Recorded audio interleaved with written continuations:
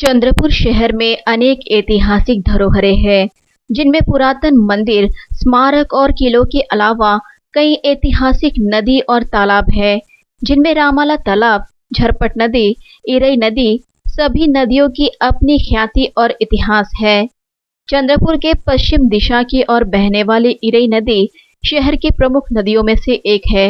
इस नदी के पात्र से आधे चंद्रपुर शहर को पानी की आपूर्ति की जाती है। इसके अलावा नल योजना और सिंचाई के लिए भी इसी नदी के पानी का उपयोग किया जाता है।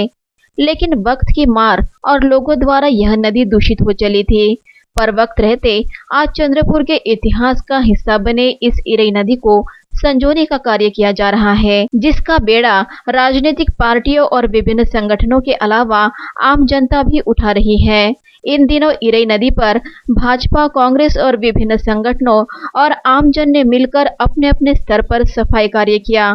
इसी कड़ी में पूर्व सांसद नरेश बाबू पुगलिया के संकल्प अनुसार इरई नदी पर कच्चे बांध की निर्मित और गहराईकरण किया गया, जिसके अब तक 5 दिन पूरे हो चुके हैं और अब इरई नदी परिसर में सौंदर्यीकरण का कार्य जोरों पर शुरू है, जिनमें चंद्रपुर शहर जिला कांग्रेस कमेटी, मजदूर कांग्रेस और अन्य सामाजिक संगठन जुड़े हैं। इस परिसर में 50 नारियल के पेड़ लगाए गए।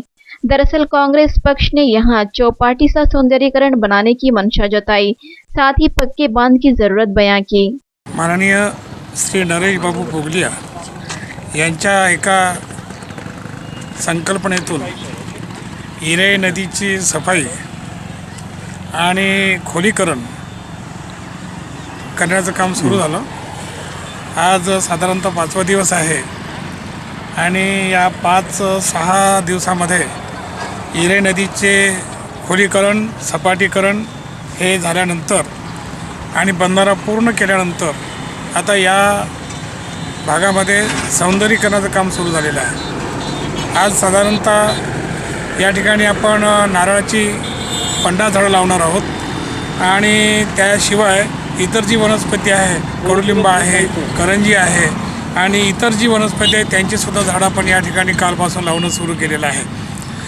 आणि अशी कल्पना आहे की या ठिकाणी एक पक्का जर बंधारा झाला तशी बाबूजींनी कलेक्टर महोदयांना आणि वरती विनंती केलेली आहे की या ठिकाणी आम्ही चंद्रपूर शहर जिल्हा काँग्रेस कमिटी, मजदूर काँग्रेस आणि इतर सामाजिक संघटना यांच्या सहकार्यातून हे जे काम चालू आहे या कामामध्ये जर शासनाने लक्ष दिलं तर पक्का बंधारा जर झाला तर या ठिकाणचं एक चांगला जलाशय आणि चौपाटीसारखी एक सुंदर जागा या ठिकाणी तयार होऊ शकते।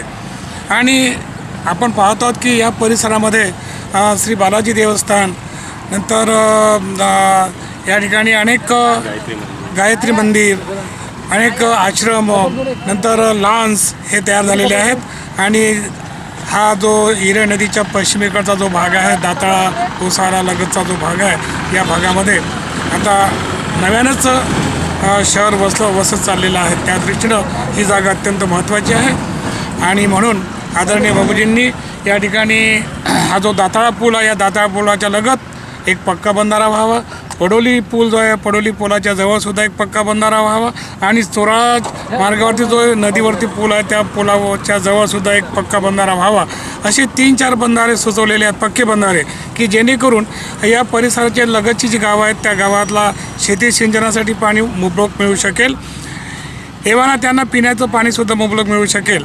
सोबतच महत्त्वाची बाब म्हणजे चंद्रपूर शहराला पिण्याच्या पाण्याची जी टंचाई जाते या पक्क्या बंधाऱ्यामुळे ही टंचाईसुद्धा कायमची दूर होऊ शकेल असा एक विश्वास आहे आणि त्या दृष्टिकोनातून हे सगळं काम श्रमदानाने सुरू आहे।